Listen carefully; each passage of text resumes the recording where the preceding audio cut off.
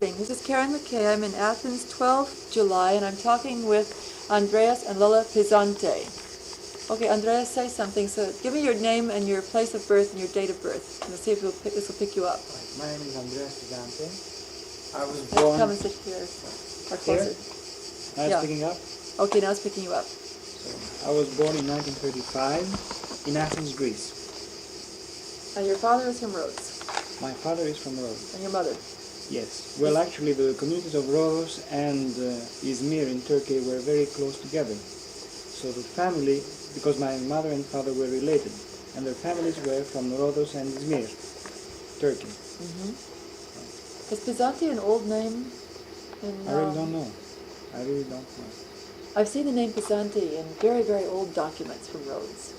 I think it's a line of rabbis, if I'm not mistaken. No, that's my mother's side. My mother's side, but not Pisante.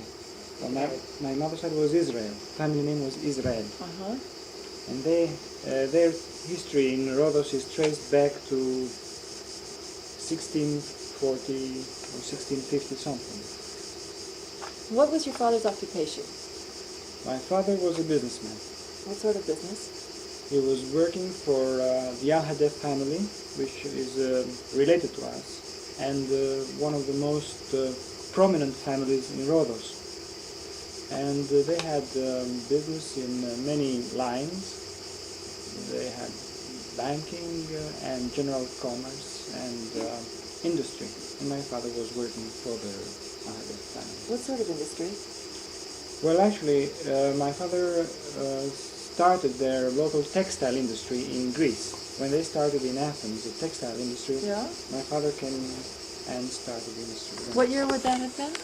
Well, I think it was just before 1935 anyway, not much before. You mean there wasn't a textile industry here in Atiki? There could be. I don't know if it was the first, but it was one of the first. Because I know that the Jews were very active in the textile industry up north, Thrace, Macedonia, and such. They were making silks.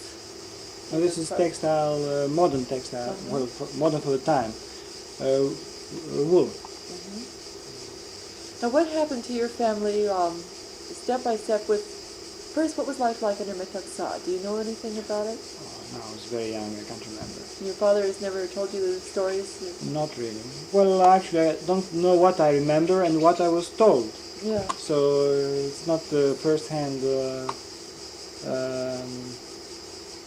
I really don't know. I think the only clear pictures I have was that the youth generally was more regimented, you know, schools and factories. They used to organize people, and they used to have uniforms and things like that. You know, just things like that. I remember nothing much really. I can't remember much more. Now, what was your education when you were a little boy? You were...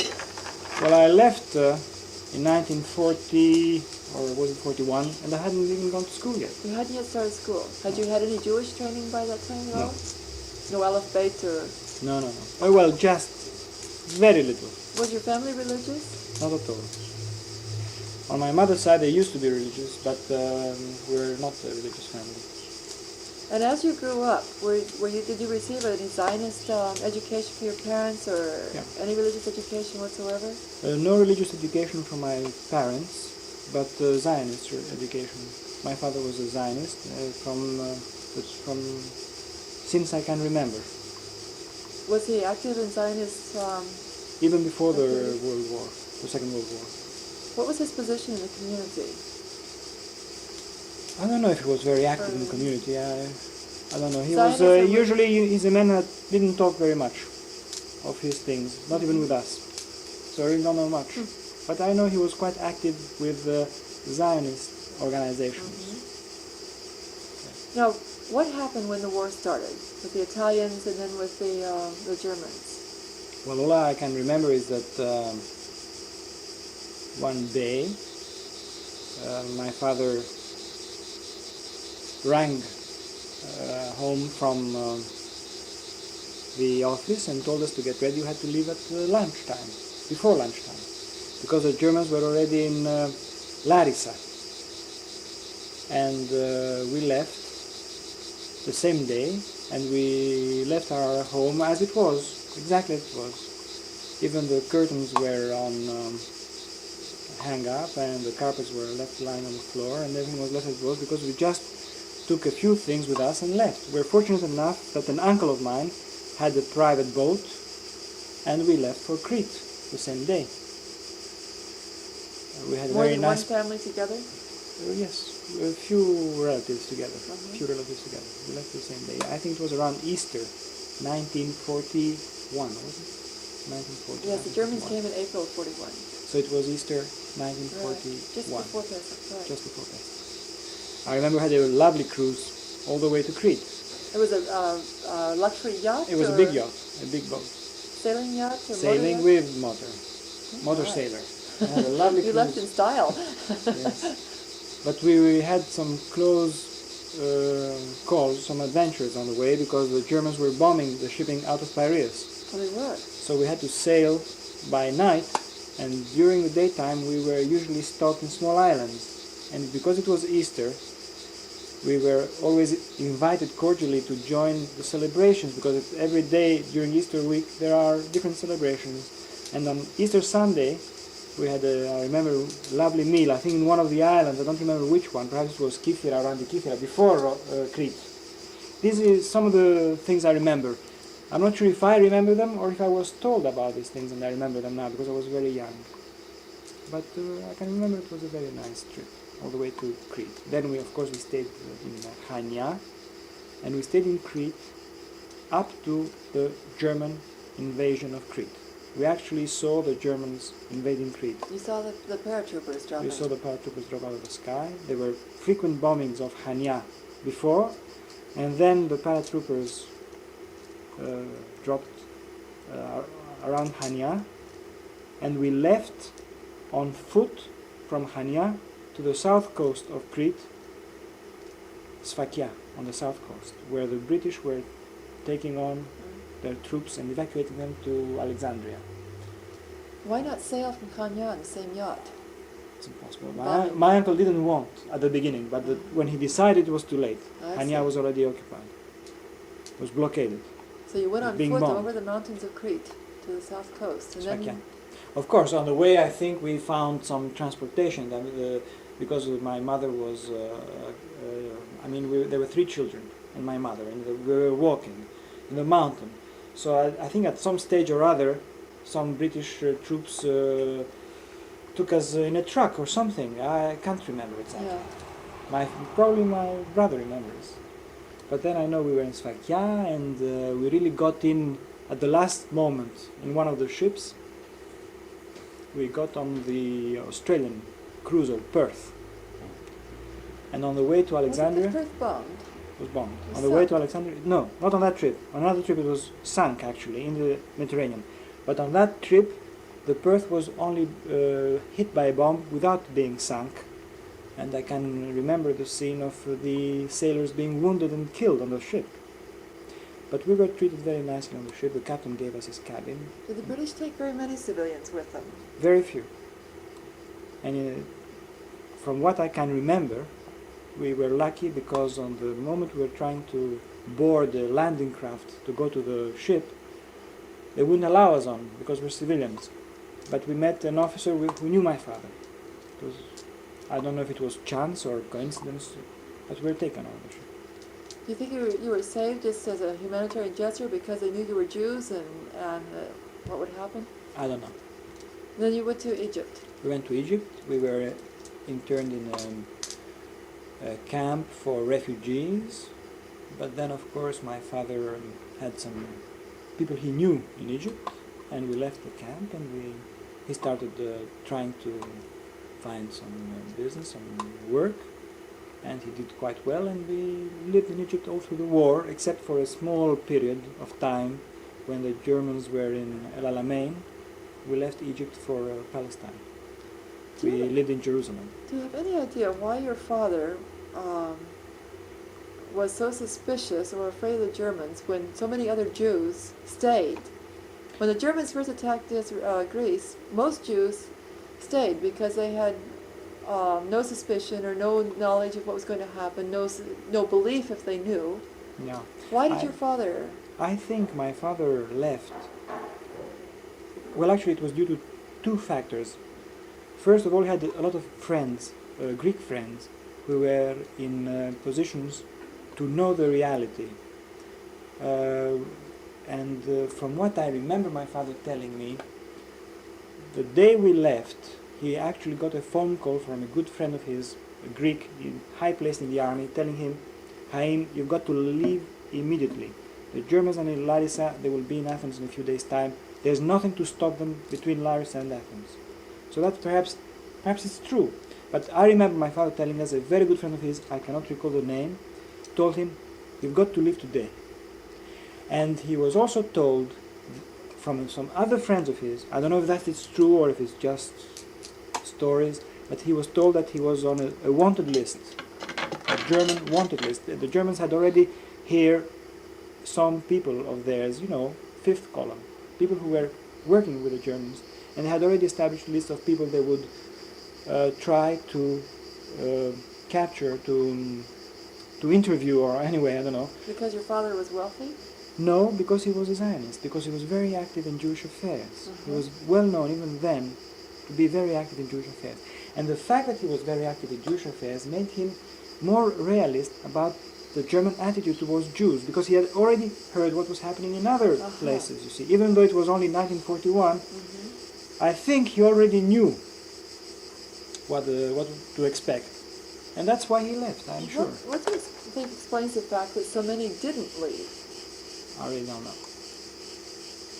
They said inertia is the leading force in human beings. They're here, they just can't believe the stories. There was very strong propaganda in Greece at the time, because some of the Greek public opinion was pro-German. Although the Greek army fought very well and very valiantly, and they were allied with the British, there was part of the public opinion who was for the Germans. So I think the propaganda was both ways.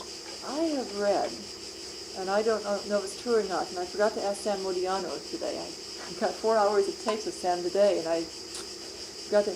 But I have read in a number of books that there were actually fifth columnist traitors in the high command of the Greek army. This I don't know. Who betrayed the Greek army. That there was an order given to all Greek officers on the Albanian front, or on the northern front, facing the oncoming Germans. An order to each and every one of them. Right, in order to each and every one that he was going on leave, that he had a 3-day pass or go on leave. Don't tell your buddy because he'll be jealous because we can't give them to everybody. And that most of the officer staff then went on leave the night before the German invasion. I've never heard that story, and I really haven't gone into that.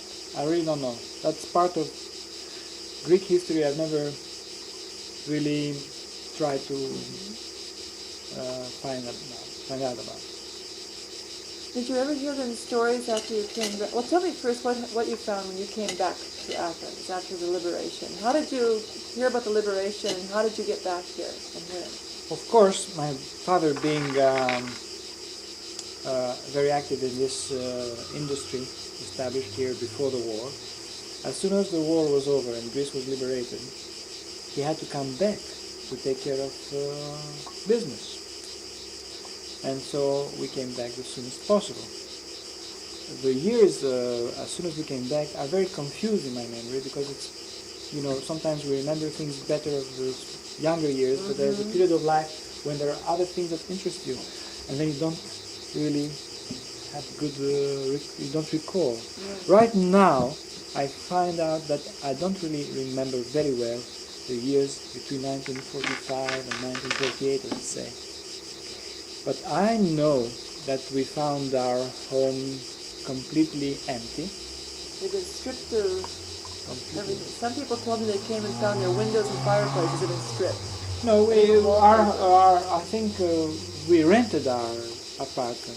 It wasn't our own. So when we came back, of course, there was nothing left in the apartment.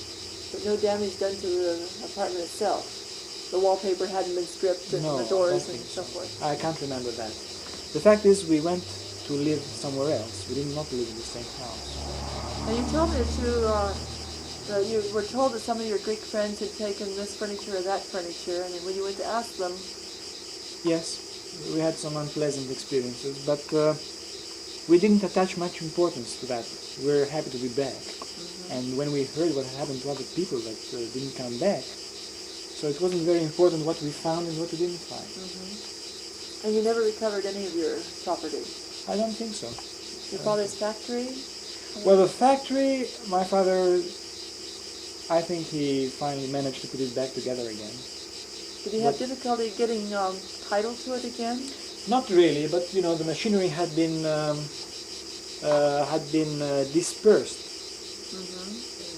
A few things were found. You mean they didn't keep it operating as a factory? No. They split it up and they sold it or gave it to Greek operators. Who's they? Oh, the occupation authorities or whoever was in charge at the time. I don't know if it was the Germans or the Greeks or I don't know that department who was in charge. The fact is, I remember he had a lot of difficulty, but he put it back together again. Did the Greek government ever pay reparations or indemnities to the Jews for the property lost or lives lost? I don't know. I think they did. Whoever applied and could prove, I think there were some compensations paid, or German restitutions that were paid through the Greek government. I don't know. We never bothered with that. Was it very long before your family had reestablished prosperity and position? I think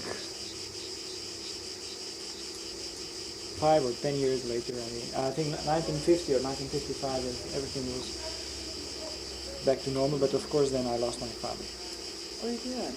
1955. May he rest in peace. Well, you're in the steel industry now, aren't you, Andreas? Yes. And how did you get into the steel industry? Well, actually... Instead of your father's fabric business? Actually, when I married, I went to my father's-in-law business. So steel business came with a dowry. Well, actually, my wife is an only child, so at one stage I had to start helping my father-in-law because there was nobody else. And that's how I happened to be in steel. And your mother, is she still alive? My mother is still alive, yes.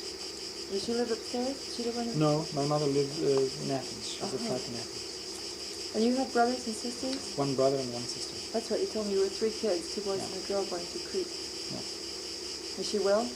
Everybody's well. No problem. Perfect, yeah. No problem. Now what about anti-Semitism in Greece now? Does it exist and to what extent? Who does it affect? This is a very difficult question to answer, of course. One thing I can tell you is that you don't feel in everyday life, you don't feel anti-Semitism. Of course, there are some people who are interested in spreading anti-Semitic ideas, but then I think that they are not representative of the Greek people. And perhaps lately also they've been financed by sources outside of Greece. You mean the Arabs? Even the Arabs. But sometimes we hear about anti-Semitism and different publications and things like that, but you don't feel it in everyday life. Of course, at our age, I mean, we have a circle of friends, Jewish and non-Jewish, and within this circle of friends, of course, you don't have the opportunity to meet anti-Semitism face to face. But what about your children in the schools? Do they go to public school? No, they go to private schools. But they have not reported instances of anti-Semitism. Wherever there have been some indications, it's not official, it's perhaps an individual or somebody that has such ideas from his family, but nothing really official or continuous, or it's just sporadic. And I'd like to talk to you, but if you want to go rest, okay, go ahead. I'll talk to you another time. In Jerusalem? Next year in Jerusalem? Or else I'll come back. Thanks very much for your hospitality. You're a real dear. If you come again, let me know. I shall. Yes. I might come in October before university year starts. Okay, call us. I'll try to. Otherwise, you'll be in Israel in November, and I'll take you shopping in the ship. Okay. Thanks again. Your hospitality is marvelous, as always. It was my pleasure. I'm going to leave too very, very shortly. Thanks a lot, dear. I think I've imposed on your hospitality long enough. Find my way to. I have an appointment with Dr. Levis. At what time? 6 o'clock. I think. So where is that? Where is in town? No. Are you giving your children a Jewish education of any sort? Not really. There is a very good Jewish primary school in Athens, and my eldest daughter went through the Jewish primary school, and we were very satisfied with the education she got there. But we found some problems then when she had to go to secondary school, because a lot of the so-called good secondary schools give priority to the children that have gone through their own primary school. So when our son went to school, he went to the Jewish primary school, but only for the 3 first years, and then we moved him to Athens College. We had to do it because they only take children that have started 4th grade primary with them, you see. Right. And my youngest daughter, we thought it best to start directly to the Greek school. It's a big problem, Jewish education, and I must say we have not given it enough importance. I'm surprised because you are very, very